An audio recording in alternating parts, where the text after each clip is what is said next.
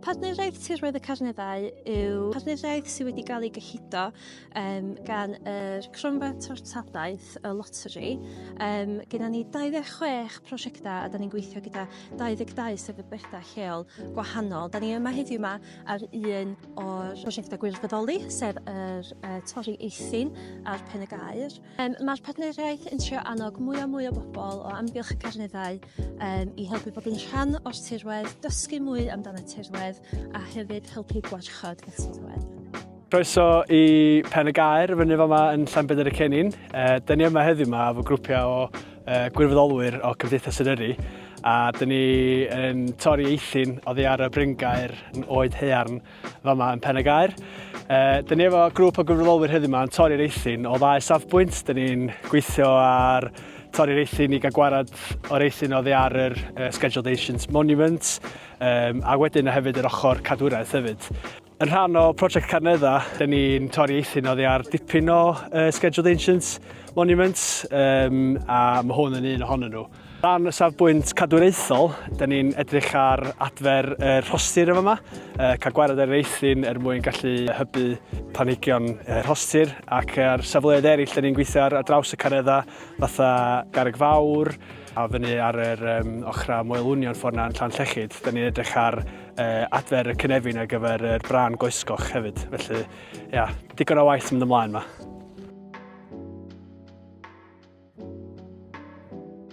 So, John Roberts dwi'n archeolegydd i'r Parc Cenedlaethol Eryri.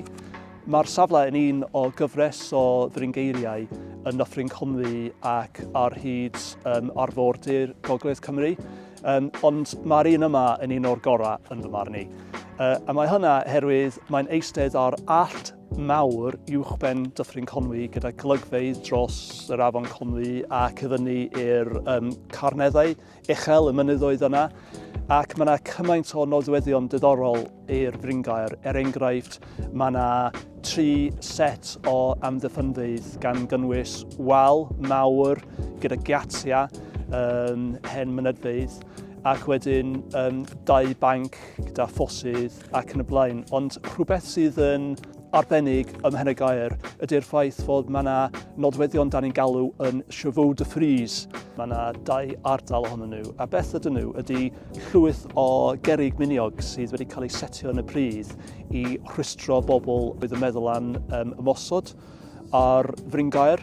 Mae'n werth deud hefyd fod mae yna Caer Rhufeinig yn agos iawn yn Caer Hŷn, so da ni'n meddwl fod oedd y fryngaer wedi cael ei gryhau yn erbyn yr ymosod potential gen y byddin Rhufeinig.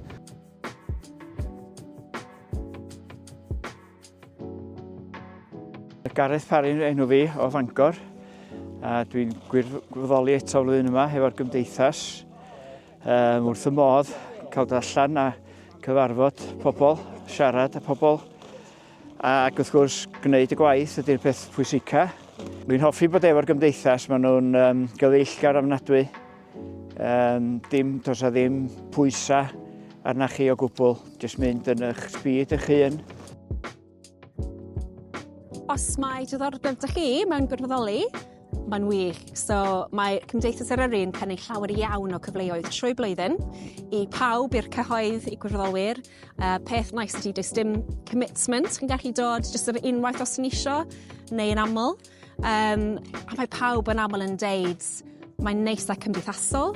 Pob tro mae'n siawns i cwrdd â pobl newydd, gwneud ffrindiau newydd. Mae'r gwaith ydy ymaferol, corfforol, so tipyn o exercise. A pob tro dyn ni'n dalwydd harddwch fel yma.